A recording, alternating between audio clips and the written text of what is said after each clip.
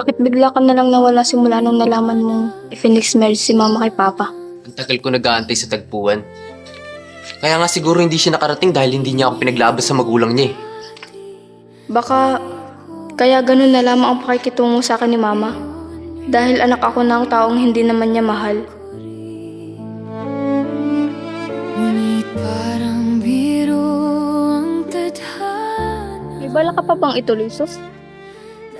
Mas masakit pa yung nalaman ko kaysa sa pananatili ko dito sa farm. Nagsisimula pa lang tayo. Gusto mo na agad sumuko? Kung gusto mong tumawid sa kabilang buhay, kailangan nating malaman kung sino ang pumatay sa'yo. At isa pa, nag-invest na tayo ng time at effort. Sayang naman yung sinimula natin. Ano pa bang rason para ituloy ito?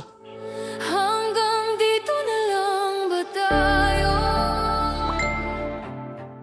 Malaya, kailangan mong panoorin to.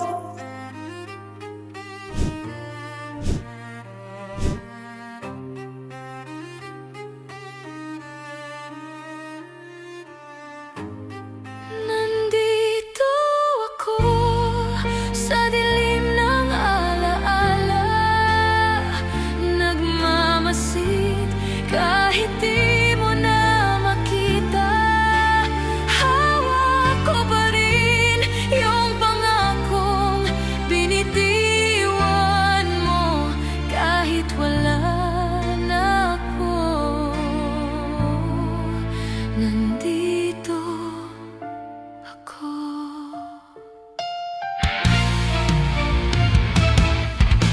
Ang bawat araw parang walang hanggan, sa pag-asang ika'y darating pa.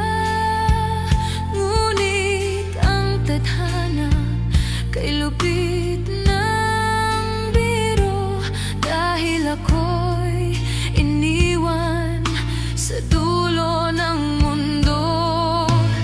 Tinig mo'y hangin na lang sa aking tabi, pagmamahal